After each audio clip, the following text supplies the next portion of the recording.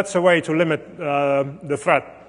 If you know that your countermeasures are good enough that an attacker needs at least so many measurements, then this is a way to prevent it. And actually this has happened also not in a side channel attack, but in the GSM SIM cloning attack, where you have a weakness in the algorithm that if you do sufficient transactions on your GSM SIM, you can clone it. And then the GSM operators try to limit the number, but then the attackers thought of a better way, so they got under that limit. So, but limiting the amount of measurements you can do with certain key material is actually the key to limiting your exposure. So actually I was going to explain quickly, because I also need to keep track of the time. I've got a half an hour, right? Okay, so this is DES. Now, I'm not sure if everyone here is a crypto guru, so I just want to try and get across the main message, which is this. Like I said, input correlation is easy. You have the input, you have the measurement, you just correlate and you find the peaks where the input is used. With the key, you can't do that, because that's the secret. So what you want to do is you want to pre-compute to some point in the algorithm where you know the key is being used, but maybe just barely, and then try to correlate with that. Now, still that's not so easy, because you still have to go through a whole lot of keys. Well, luckily, if you look here in the DES, you have two halves, and then one half goes through the F in the first round. And the F function itself looks something like this. It's got a permutation, so if we're coming in from the input, we still haven't encountered any key, so we still know exactly what will be at the output of E. And then the key that we don't know gets mixed in, but then broken into pieces. So the 48-bit round key, which is only a part of the real key is 56 bits. So 48 of these have been taken here, and then broken into pieces of 6 bits. So suppose that we can now just start guessing 6 bits. That's a lot less. That's 64 guesses to find just that little part of the key. Because we XOR those 6 bits with the information we have from the E permutation, and then we put it through a lookup table, which is just a nonlinear combination of input and output, and you just get a value at the output that depends on the 6 bits of the key and the stuff that you put in before, which is random. So that's exactly what we're going to do. We're going to just guess for every subportion, for every S box, we're going to guess 64 keys and see which one correlates the best with the measurements that I've taken. Actually, here it is again. So we actually simulated this all the way up to the point of the output of the S box. And we calculate the output of the S box for all the 64 keys that we can have for that subset, combined with our random input. And if we have sufficient random input going in there, then this will eventually give you a correlation that's very strong for the correct key and 0 for all the other keys, which looks something like this. So now we are probably not going to achieve this kind of level because this is a very nice peak, but we do hope to see something that relates to the key that we're looking for. And actually, going back, because for the first round we only get 48 bits of the key, because that's the first part that goes in. So to get the whole key, we need to do the second round also. But we know the first round key, and then we use that to break the second round key. Because then you can do all your calculations up to the second round, and then the guessing game starts again. Actually, so the measurement succeeded.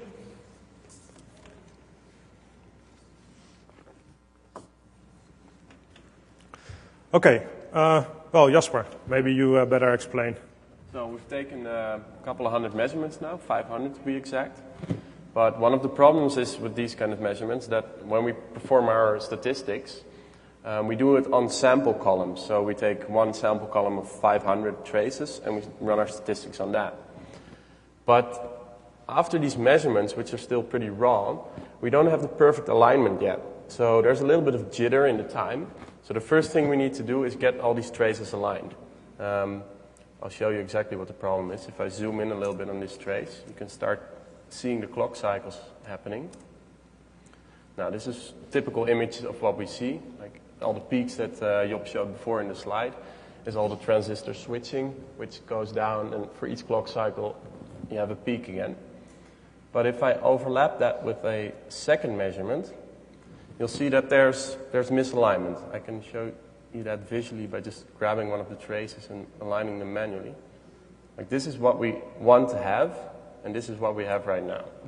Now, of course, we're not going to align them all manually. We have some more advanced stuff for that. So I'm just going to select one clock cycle and perform a pattern match with all the other traces. That's too much. Yeah, too much. What should I take? It's 105. Okay. Yeah. And this match will just align all the traces. So this is just a pattern match. It's just searching around in every trace for something that looks a bit similar with a limit shift to the left and the right so that it doesn't go over the whole trace. And then at the bottom, well, it's just finding all those shifts. So this takes a little while. Okay, misschien the adapter. The adapter for this laptop. I don't want it to die. Oh, power. Power. Oh, it's already there. Excellent. Okay. Yes.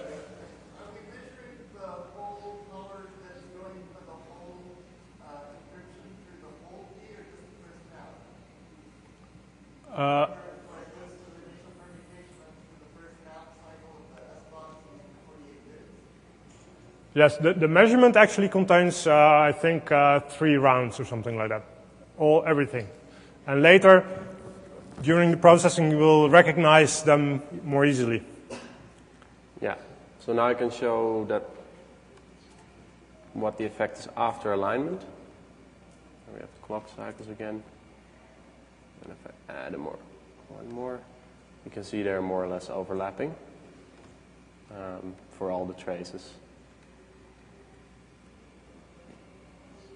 So the next step is, because this is a lot of data, each trace is about 400,000 samples, I think.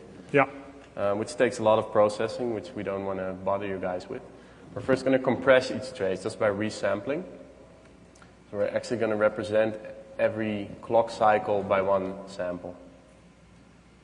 So what happens is that what we say is actually what happens in the clock cycle is we just average it out, because the average value of it we think is related enough to the input to find our correlation.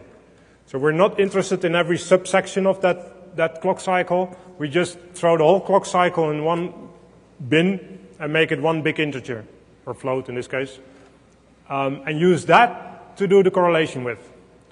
Now, in this case that works. Of course, it may depend on the hardware that there may be a very special spot in that clock cycle that's very sensitive to the input data. Then you don't want to do this. You maybe just want to take that piece of the clock cycle. So it very much depends on the implementation. This is more or less the quick and dirty way. You just throw everything together. It is important that you have everything properly aligned. So if you would do this without the alignment, you get that you're comparing a lot of things that you shouldn't compare. And actually that introduces noise in your correlation. Okay, so now you see the above picture, which has been downsampled. So again, you already now see much more structure. And actually now we are not going to show you all the way how you would find the S-box, but we know where it starts and ends. So what we're now going to do is first make sure that this, again, is properly aligned. Because the clock cycle alignment was not sufficient to align them all. What you'll see is that there's a slight difference between each one in the structure of where the S-box was calculated. So we just want to align all the S-boxes nicely on top of each other. Okay. So that was this. So that goes a lot faster because a lot less data now. And now we're ready to do the correlation. So now we are going to select the area where we know the S-box is being calculated. And we use, in this case, the routines that are used for the correlation part. In this case, we're using the Hamming weight. So the Hamming weight of the output of the S-box. Because all the transistors are switching at the same time, and the output is used as like a nibble or something in a byte, we get a Hamming weight effect that it matters on how many bits are switched to 1 and 0. And that's what we use to correlate. So now the correlation runs. And what we'll see is now all kinds of traces. Those are the key guesses for each S-box. And then at the bottom, I'm not sure if this is readable. It's a bit small. You'll see some calculations that have been done on those traces. So all the top 4 best correlating traces have been selected. And you can already see that for the last S-box that the top correlation is almost a half. And then the second one is 0.34.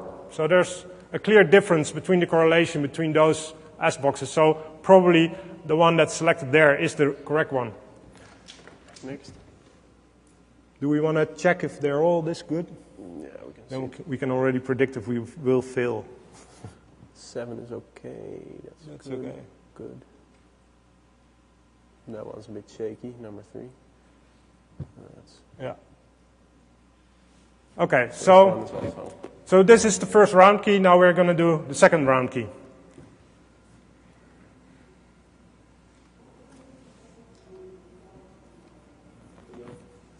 Yes? Do you guys end up knowing what all those rounds just look like visually, so you can just select those? And that's just No, not always, because you do see the structure, but then it's still a question which part is which part. But if you do the input correlation first, you'll see where the input bits are used last. So that's where they must go into the S-box, apparently. So that gives you the start. It's done? Yeah.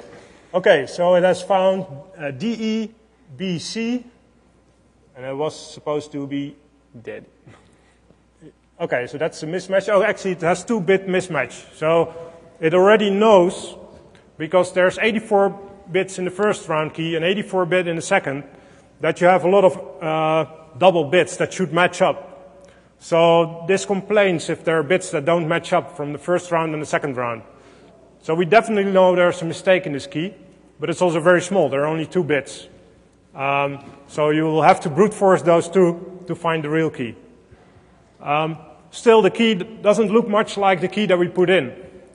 Anyone know why there's more difference than just those 2 bits? because the round keys are all different. No. There's, the last key is the real key that's been reconstructed from the round keys.